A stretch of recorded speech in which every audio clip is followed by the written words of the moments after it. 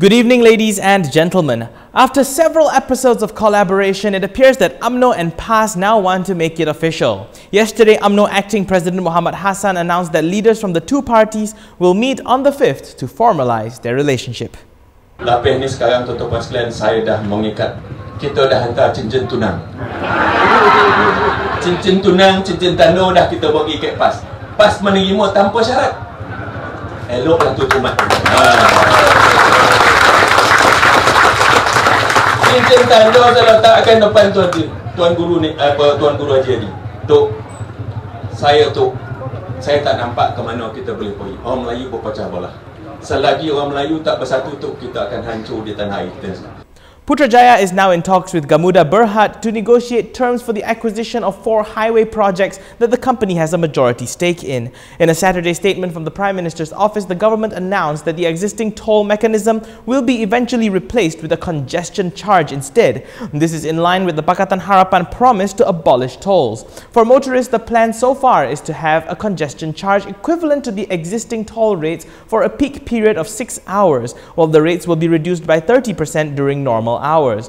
During the off-peak period between 11 p.m. and 5 a.m., commuters will be able to travel for free on the highways.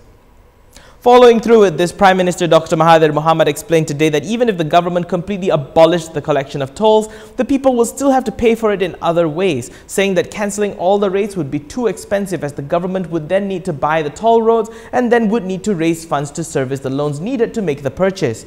He explained that a certain amount of tax collection, which could be used for other developments, will end up being used for highway maintenance instead. Meanwhile, MCA Secretary General Chew Mei Fan questioned the removal of the toll charges between 11 a.m. and 5 a.m. and whether it could lead to an increase in street racing activities. Meanwhile, Mahathir also told reporters that he does not need the support of PAS to remain as the Prime Minister, as Harapan itself already forms more than half of the seats in the Dewan Rakyat.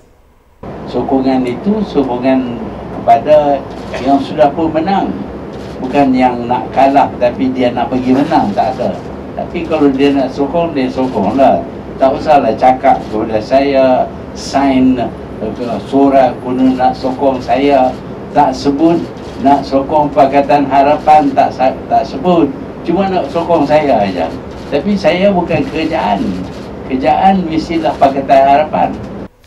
A ferry carrying 52 passengers from the island of Langkawi to Kuala Perlis erupted into flames this afternoon. Thanks to an orderly evacuation, all passengers escaped safely, while 2 passengers who were injured in the accident were taken to hospital.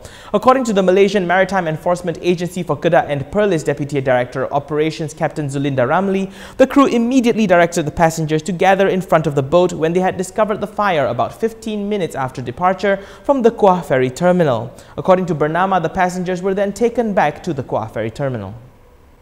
Before we wrap up, a quick update from the campaign trail in Semenyih. The Parti Socialist Malaysia candidate Nik Aziz Afiq Abdul today took a swing at the Pakatan Harapan government, taking aim at the National Higher Education Fund Corporation, or PTPTN. He cited how the party has been unable to meet with a representative from the fund as their scheduled meeting has been postponed 4 times. He then called on the voters of Semenyih to vote for PSM and to, quote, teach the Pakatan Harapan government a lesson so that the ruling coalition will think twice and no longer be so arrogant.